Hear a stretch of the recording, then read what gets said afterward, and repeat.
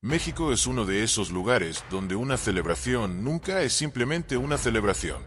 Detrás de una flor colocada sobre un altar, de una canción de mariachi, de una procesión religiosa o de una danza ejecutada frente a una multitud pueden esconderse siglos de historia, conquistas, resistencia, creencias indígenas y transformaciones culturales. Muchas de las costumbres que hoy parecen inseparables de la identidad mexicana tuvieron que sobrevivir a cambios capaces de borrar pueblos enteros y modificar para siempre su manera de entender el mundo. Podría parecer que conocemos estas tradiciones porque las hemos visto repetidas innumerables veces en fotografías, películas y celebraciones populares. Pero conocer su apariencia no significa comprender realmente por qué existen. El México actual conserva prácticas nacidas en épocas muy diferentes. Algunas tienen raíces anteriores a la llegada de los españoles en 1519. Otras aparecieron durante el Virreinato de Nueva España, y muchas son el resultado de siglos de intercambio entre tradiciones indígenas, religión católica, vida comunitaria y nuevas formas de identidad nacional. Y aquí surge una pregunta difícil de ignorar: si tantas culturas antiguas fueron transformadas después de la conquista, ¿cómo consiguieron determinadas costumbres atravesar cientos de años y seguir formando parte de la vida cotidiana de millones de personas? Para encontrar la respuesta tendremos que observar aquello que México celebra, pero también aquello que recuerda.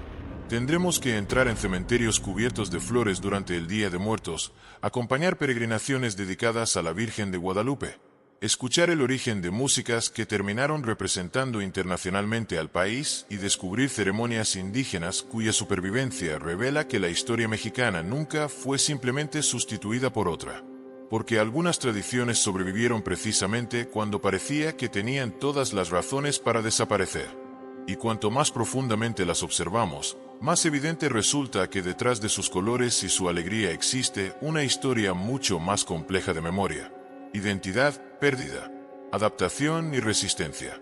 Antes de comenzar, ¿por qué no te suscribes y te unes a nuestra comunidad apasionada por la historia y la cultura? Aquí descubrirás relatos fascinantes, misterios ancestrales y curiosidades que han dado forma al mundo. Mientras lo haces, activa la campana de notificaciones para no perderte ninguna de nuestras increíbles historias.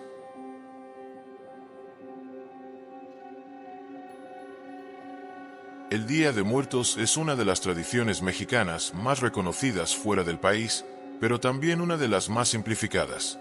Las imágenes de rostros pintados como calaveras, altares cubiertos de flores y cementerios iluminados pueden hacer pensar que se trata de una celebración uniforme en todo México. No es así. Las prácticas cambian de una región a otra, y muchas comunidades indígenas conservan formas propias de recordar a sus difuntos.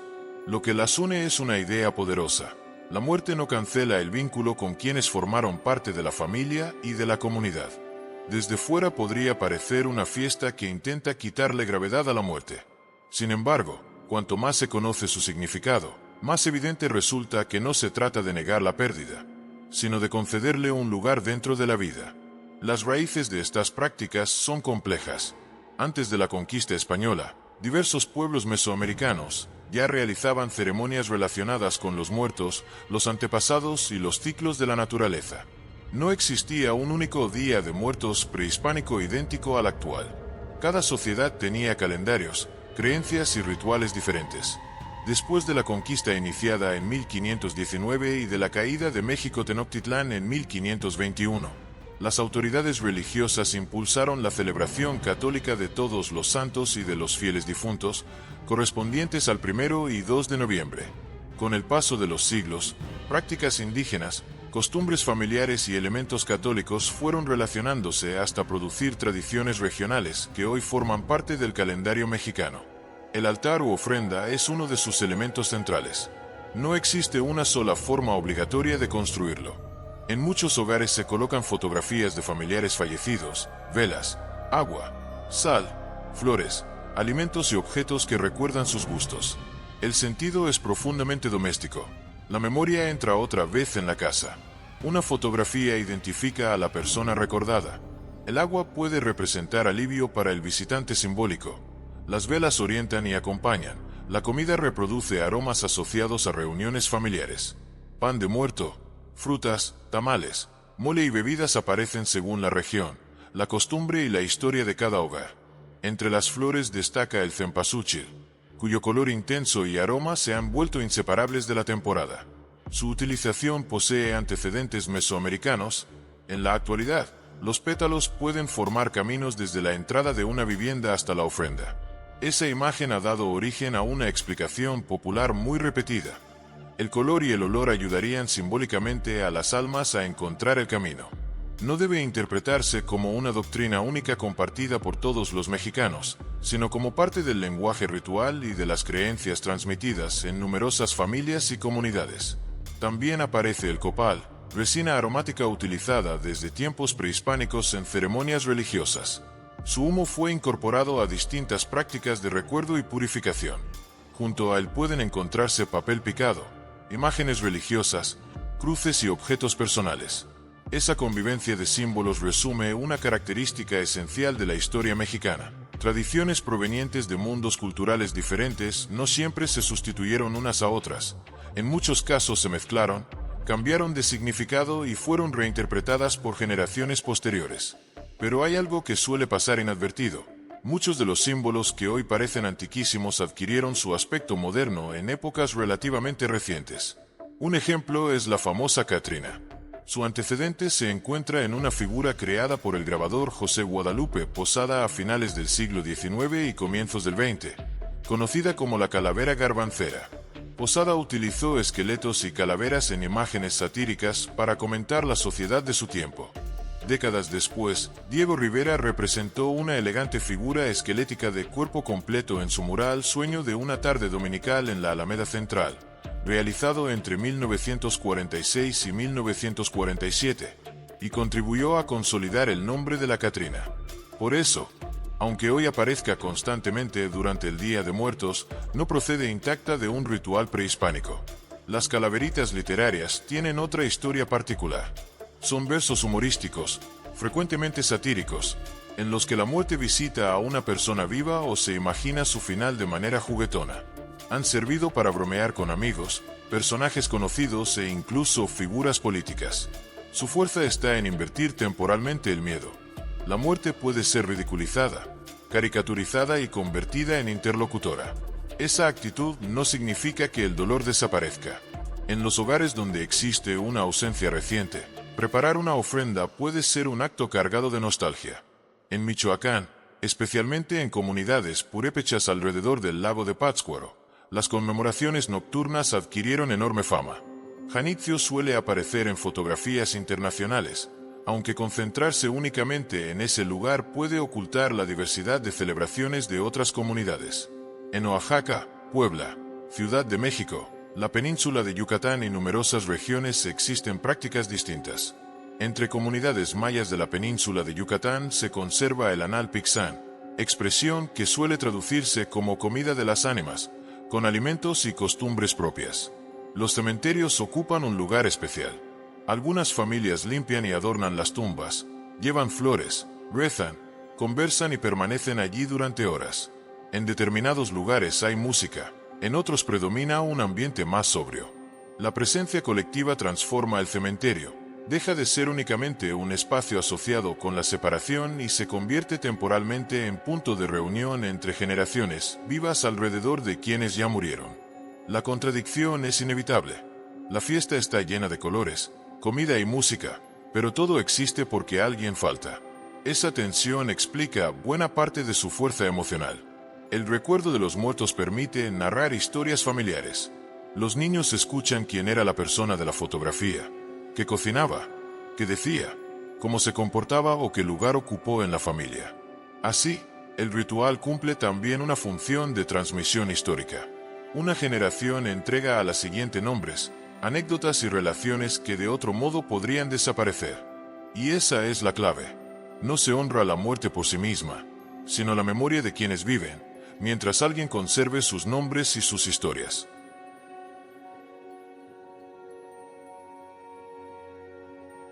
La devoción a la Virgen de Guadalupe ocupa un lugar excepcional dentro de la historia cultural de México. Su imagen aparece en templos, hogares, mercados, vehículos, negocios, altares familiares y espacios públicos. Para millones de creyentes representa protección, consuelo y pertenencia. Para los historiadores, además, constituye una puerta de entrada a uno de los procesos más complejos de la historia mexicana: el encuentro entre la religiosidad católica introducida por los españoles y las culturas indígenas que sobrevivieron a la conquista. Podría parecer que se trata solamente de una advocación mariana entre muchas otras, pero en México, Guadalupe terminó convirtiéndose en algo mucho mayor: una figura capaz de unir religión, identidad, memoria y nación. La tradición guadalupana sitúa los acontecimientos principales en diciembre de 1531, apenas una década después de la caída de México Tenochtitlán. Según el relato tradicional, un indígena cristiano llamado Juan Diego Cuauhtlatoatzin caminaba cerca del cerro del Tepeyac cuando escuchó un canto y posteriormente vio a la Virgen María. Ella le habría pedido que comunicara al obispo, Fray Juan de Zumárraga, su deseo de que se construyera allí un templo. El obispo pidió una señal. Según la narración, la Virgen indicó a Juan Diego que recogiera rosas que crecían de manera extraordinaria en el cerro durante el invierno. Cuando el indígena abrió su tilma ante Zumárraga, las flores cayeron y apareció impresa la imagen de la Virgen. Ese relato se convirtió en el núcleo de una tradición religiosa enormemente influyente. Sin embargo, los historiadores han debatido durante siglos la documentación temprana de las apariciones. Los textos guadalupanos más conocidos que narran con detalle la historia aparecieron en el siglo XVII, entre ellos el Nican Mopohua, escrito en náhuatl y asociado a Antonio Valeriano. La ausencia de referencias contemporáneas directas suficientemente claras ha generado discusiones académicas sobre cuándo y cómo se consolidó el relato. Para los creyentes, esta discusión documental no elimina el valor religioso de la tradición. Para la historia, en cambio, obliga a distinguir entre fe, memoria colectiva y evidencia escrita. El lugar elegido, el Tepeyac, también posee enorme importancia. Antes de la conquista, la zona estaba vinculada con prácticas religiosas indígenas. Cronistas coloniales mencionaron una veneración asociada allí con una figura femenina llamada Tonantzin, término náhuatl que puede significar nuestra madre. Con el desarrollo del culto guadalupano, el santuario cristiano se convirtió en uno de los centros religiosos más importantes de Nueva España. La relación entre Tonantzin y Guadalupe ha sido interpretada de maneras distintas. Algunos investigadores destacan continuidades simbólicas, otros advierten que no debe suponerse una equivalencia directa. Lo seguro es que el Tepeyac fue un espacio donde se superpusieron historias religiosas diferentes. Y aquí aparece la pregunta que transforma toda la historia: ¿por qué una imagen católica terminó siendo abrazada con tanta intensidad por una sociedad formada también por millones de descendientes de pueblos conquistados? Parte de la respuesta se encuentra en la propia representación. La Virgen de Guadalupe presenta rasgos y símbolos que durante siglos han permitido lecturas diversas. Está rodeada por rayos, aparece sobre una luna y es sostenida por un ángel.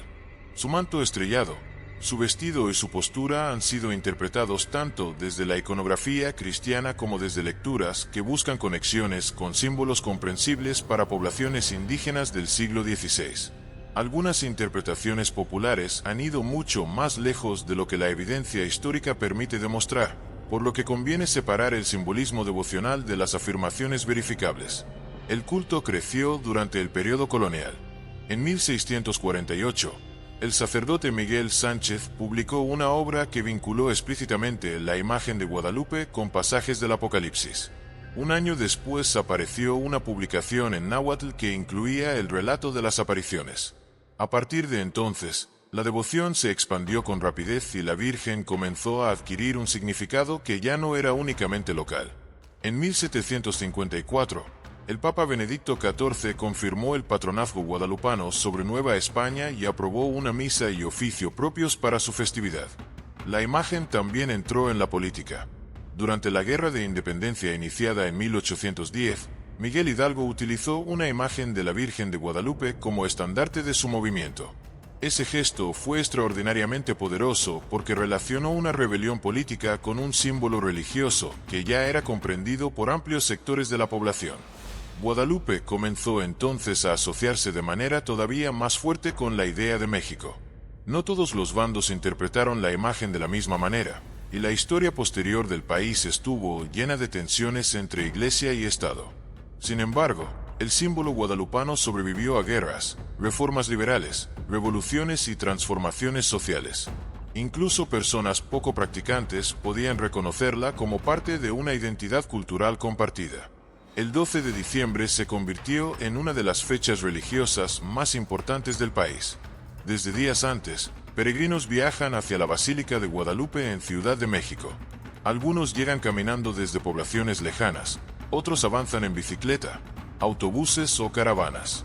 Existen grupos organizados por parroquias, barrios, sindicatos, empresas y comunidades.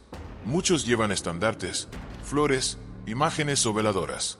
Algunos cumplen una manda, es decir, una promesa religiosa vinculada con una petición o un agradecimiento. La madrugada del 12 de diciembre suele estar marcada por las mañanitas, cantadas en honor de la Virgen. Familias y comunidades organizan misas, música, danzas y reuniones. En distintos lugares pueden aparecer danzantes con vestimentas inspiradas en tradiciones indígenas. Esa presencia vuelve visible la mezcla histórica que caracteriza al guadalupanismo mexicano, una devoción católica expresada muchas veces mediante formas culturales locales. La antigua Basílica del Tepeyac comenzó a sufrir problemas estructurales asociados con el hundimiento del terreno de Ciudad de México. Guadalupe demuestra que una tradición puede ser religiosa, histórica y nacional al mismo tiempo. Su fuerza no reside solo en el pasado, sino en la capacidad de cada época para volver a darle sentido dentro de México.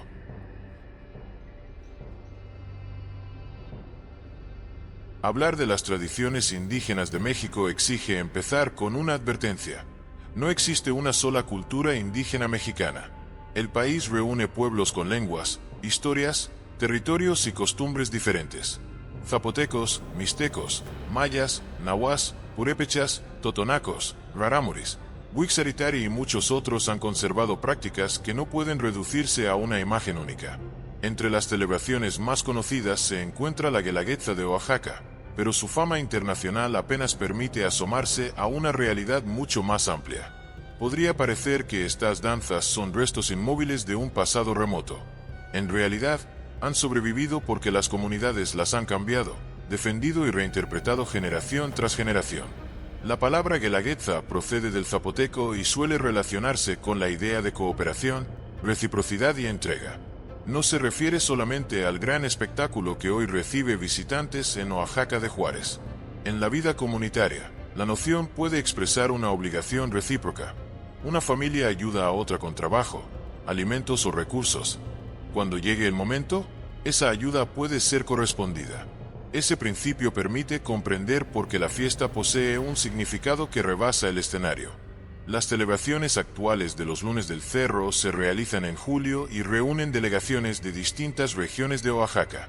Cada una presenta danzas, música y vestimentas asociadas con su localidad. Entre las representaciones más conocidas aparecen la danza de la pluma, los sones y jarabes de distintas regiones y el famoso baile de flor de piña, asociado con Tuxtepec. Al final de algunas presentaciones se arrojan productos regionales al público como una expresión simbólica de entrega. La historia de la guelaguetza moderna también demuestra que las tradiciones pueden ser antiguas y nuevas al mismo tiempo. En 1932, durante las celebraciones del cuarto centenario de la elevación de Oaxaca al rango de ciudad, se organizó un gran homenaje racial que reunió delegaciones regionales. Aquella celebración contribuyó a configurar el formato público que después evolucionó hacia la guelaguetza contemporánea. Por ello no sería exacto afirmar que el espectáculo actual ha permanecido sin cambios desde tiempos prehispánicos, aunque contenga elementos culturales mucho más antiguos. La paradoja es evidente. Aquello que hoy se presenta como símbolo de continuidad también fue reorganizado durante el siglo XX para representar una determinada imagen de Oaxaca. Esta transformación ha producido debates. Para muchas personas la guelaguetza es motivo de orgullo y una oportunidad para mostrar la riqueza cultural del Estado. Para otras, existe el riesgo de convertir prácticas comunitarias en productos turísticos o de presentar una versión demasiado ordenada de identidades mucho más complejas. En 2006 surgió incluso una guelaguetza popular impulsada por sectores vinculados con movimientos sociales, demostrando que una tradición también puede convertirse en espacio de disputa política. Otra ceremonia mexicana reconocida mundialmente es la de los voladores de Papantla, vinculada especialmente con pueblos totonacos de Veracruz y Puebla. Un grupo de participantes asciende a un poste de gran altura. Uno permanece en la parte superior tocando música y realizando movimientos rituales, mientras 4 voladores descienden sujetos por cuerdas que giran alrededor del poste. El espectáculo produce una imagen impresionante, pero para sus practicantes no es solamente acrobacia. Las interpretaciones tradicionales relacionan el ritual con la fertilidad, la lluvia, el orden del mundo y la comunicación con fuerzas sagradas. Una explicación muy difundida señala que los 4 voladores realizan 13 vueltas cada uno, sumando 52, número relacionado con el ciclo calendárico mesoamericano de 52 años. Las formas exactas y los significados pueden variar según la comunidad, por lo que conviene evitar la idea de que existe una explicación única y universal. En 2009, la UNESCO inscribió la ceremonia ritual de los voladores en la lista representativa del Patrimonio Cultural Inmaterial de la Humanidad. El reconocimiento ayudó a aumentar su visibilidad, pero también hizo más urgente la transmisión de conocimientos a las nuevas generaciones. Aprender la ceremonia implica disciplina, práctica, música, coordinación y conocimiento ritual. El peligro no consiste únicamente en que deje de ejecutarse, sino en que sobreviva como espectáculo vacío separado de las comunidades que le dieron sentido. México conserva igualmente numerosas fiestas patronales en las que elementos católicos conviven con prácticas indígenas. Procesiones, imágenes de santos, cofradías, mayordomías, música, comida y danzas pueden formar parte de una misma celebración. La mayordomía, presente con variaciones en diferentes regiones, coloca sobre determinadas personas o familias responsabilidades relacionadas con la organización de una fiesta religiosa. Asumirlas puede significar prestigio, servicio comunitario y un gasto económico considerable. Ese detalle permite entender algo importante. Una tradición no se mantiene únicamente porque las personas creen en ella. Sobrevive porque existen redes sociales capaces de organizarla. Alguien prepara alimentos, alguien ensaya música, alguien confecciona vestimenta, alguien reúne fondos y alguien enseña a los jóvenes. La cultura se conserva mediante trabajo concreto. En comunidades Wixárikari, por ejemplo, las peregrinaciones y prácticas ceremoniales vinculadas con territorios sagrados continúan siendo fundamentales para la identidad colectiva. En pueblos mayas existen calendarios festivos que combinan devociones católicas con formas locales de autoridad y ritualidad. Entre los rarámuris de la Sierra Tarahumara, determinadas danzas, carreras y celebraciones religiosas expresan relaciones comunitarias propias. Ninguna de estas prácticas debería presentarse como curiosidad exótica. Son formas vivas de organización y memoria. Pero conservar una tradición puede tener un precio. Cuando jóvenes emigran, cambian los medios de vida o un territorio ceremonial queda amenazado. Lo que está en juego no es únicamente una fiesta. Puede romperse una cadena de conocimiento transmitida durante generaciones. La lengua ocupa un lugar decisivo en esa cadena. Eso explica su resistencia. Una tradición vive mientras alguien la aprende y decide transmitirla. Si la cadena se rompe, no desaparece solo la fiesta. También puede perderse una forma de recordar y pertenecer.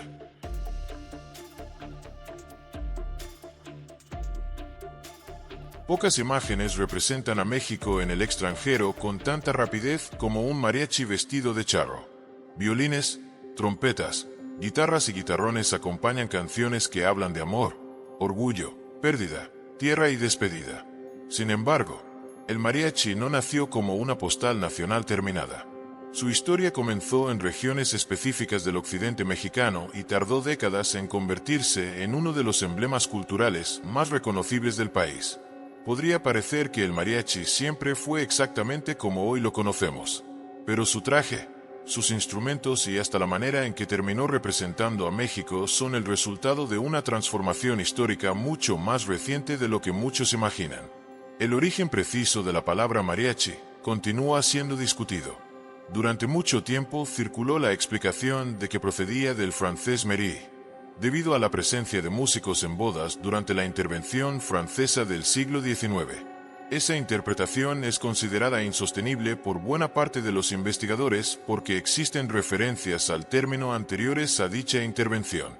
Documentos del siglo XIX muestran que la palabra ya era utilizada en el occidente de México, aunque su origen lingüístico exacto no está completamente resuelto. Las primeras agrupaciones asociadas con la tradición mariachi se desarrollaron principalmente en zonas de Jalisco y estados vecinos como Nayarit, Colima y Michoacán. Su instrumentación no era idéntica a la actual. Violines, guitarras de distintos tipos, vihuelas y arpas podían formar parte de los conjuntos.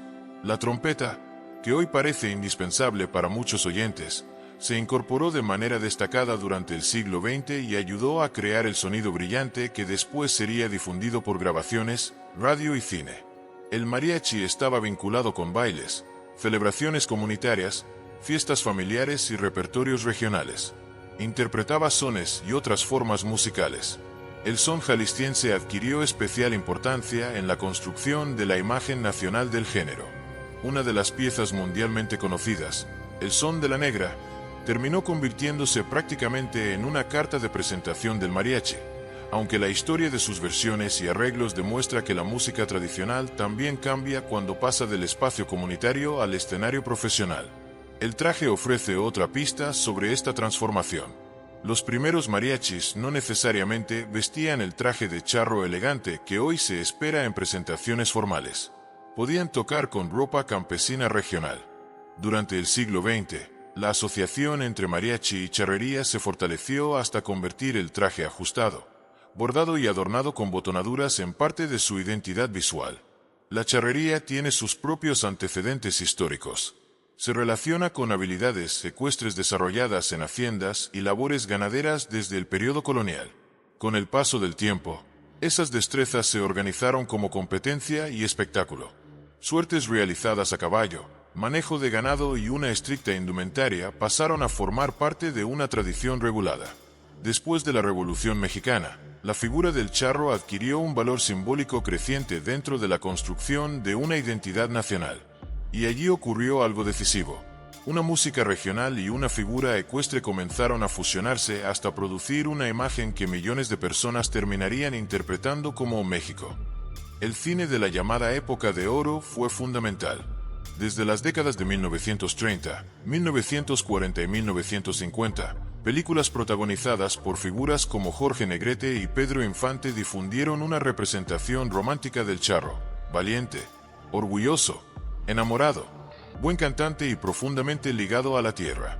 Esa imagen no describía la vida de todos los mexicanos, pero tuvo una fuerza cultural enorme.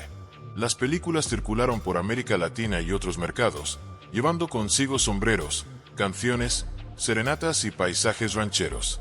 Jorge Negrete tuvo una relación especialmente fuerte con la imagen del charro cantor. Su voz de formación operística, su presencia cinematográfica y su repertorio ayudaron a internacionalizar la canción ranchera. Pedro Infante, por su parte, construyó personajes más cercanos al hombre popular y se convirtió en uno de los grandes ídolos del cine mexicano. Sus muertes, ocurridas en 1953 y 1957 respectivamente, reforzaron la dimensión legendaria de sus figuras. La música que interpretaron siguió escuchándose mucho después de su desaparición. La serenata es otra práctica asociada con este universo musical. Tradicionalmente, una persona podía contratar músicos para interpretar canciones frente a la casa de alguien amado, especialmente durante la noche. La escena se volvió recurrente en el cine y en el imaginario romántico mexicano. Aunque las costumbres han cambiado y la serenata no ocupa el mismo lugar en todas las generaciones, todavía forma parte de cumpleaños, aniversarios, propuestas de matrimonio y celebraciones familiares. Las letras de rancheras y boleros interpretados por mariachis revelan una psicología social interesante. El cantante puede proclamarse fuerte y orgulloso mientras confiesa una herida emocional profunda.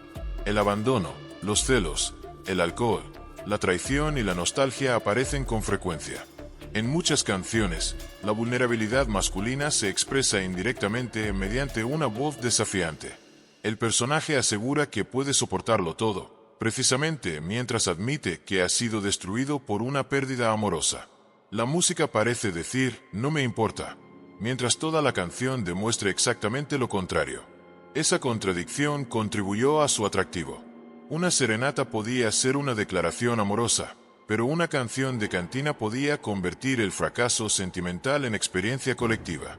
El público no necesitaba haber vivido exactamente la historia narrada para reconocerse en ella. El mariachi ofrecía una forma pública de sentir emociones que en otros espacios podían permanecer ocultas. Con el tiempo, las mujeres ocuparon también un lugar cada vez más visible dentro del mariachi profesional. Aunque el imaginario clásico estuvo dominado por hombres, surgieron agrupaciones femeninas y destacadas intérpretes que cuestionaron esa exclusividad. La tradición demostró nuevamente que conservarse no significa permanecer idéntica. Así, el mariachi sigue vivo porque no pertenece solo al pasado. Aún acompaña celebraciones, despedidas, amores y recuerdos en el México actual.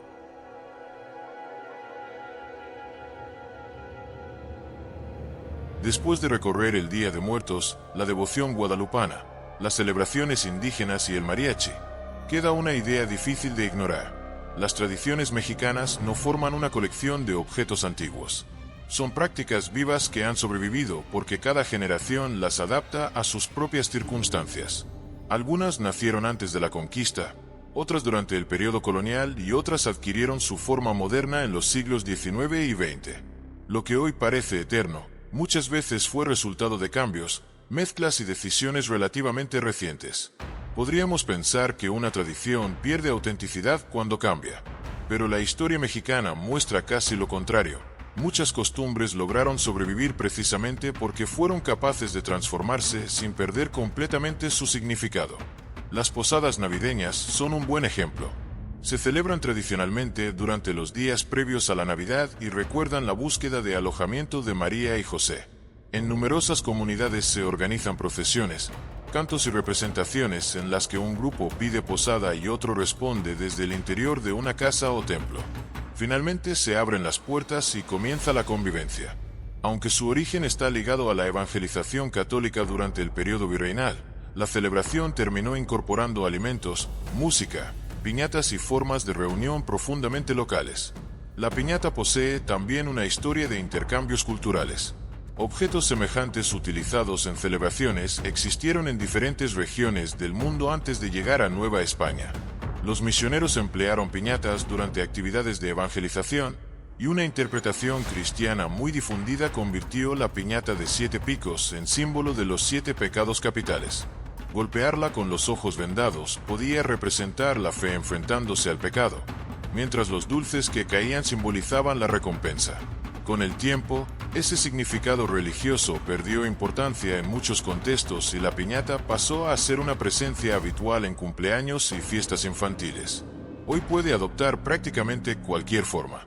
Personajes populares, animales, estrellas y figuras humorísticas cuelgan de una cuerda mientras niños y adultos intentan romperlas. La transformación es tan profunda que millones de personas participan sin conocer la antigua explicación religiosa. La costumbre continúa viva, pero su significado ha cambiado. La celebración de los 15 años ofrece otro caso.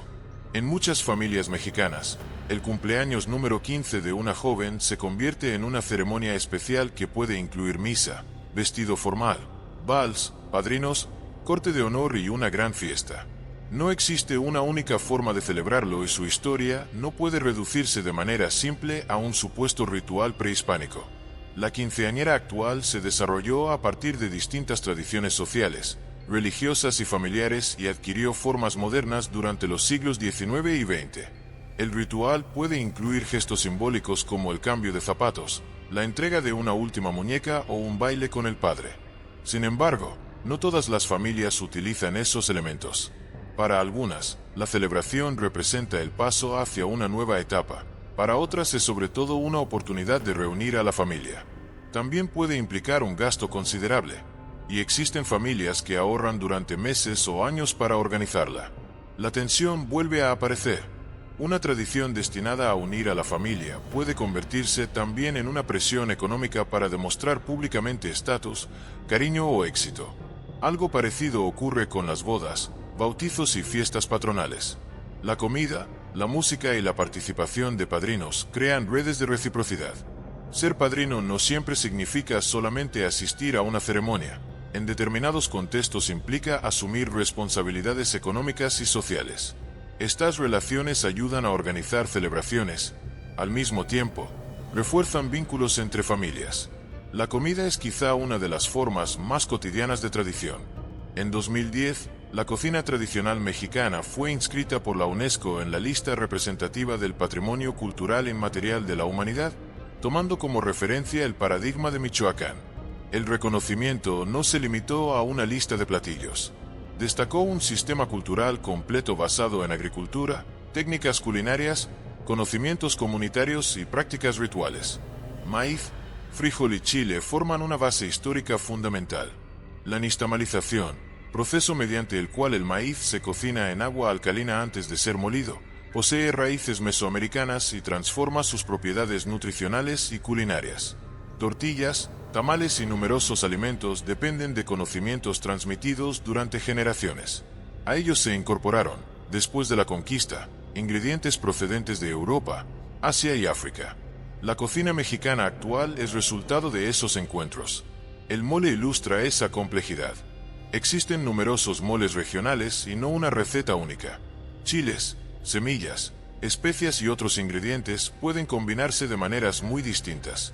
Historias populares atribuyen el origen de determinados moles a conventos coloniales, pero muchas de esas narraciones mezclan documentación, tradición oral y leyenda. Lo importante es reconocer que el platillo refleja siglos de intercambio y especialización regional. Los tamales poseen una historia todavía más antigua. Ya eran consumidos en Mesoamérica antes de la llegada de los españoles y continúan vinculados con celebraciones familiares y religiosas. El Día de la Candelaria, celebrado el 2 de febrero, es famoso porque quien encuentra una figura del niño Jesús dentro de la rosca de Reyes suele comprometerse, según la costumbre, a ofrecer tamales. Así, una celebración católica, un pan de origen europeo y un alimento mesoamericano terminan formando parte del mismo ciclo festivo. En pocas escenas puede verse con tanta claridad la historia de México. Elementos nacidos en mundos diferentes terminan juntos sobre una misma mesa. Después de generaciones, ya nadie necesita separarlos para sentirlos propios. Las fiestas patrias ofrecen otra dimensión. La noche del 15 de septiembre se realizan ceremonias del grito de independencia en plazas y edificios públicos. Al día siguiente se conmemora el inicio de la lucha independentista de 1810. Así se entiende México. Sus tradiciones no son reliquias inmóviles, sino memorias vivas que cada época recibe, transforma y vuelve a entregar.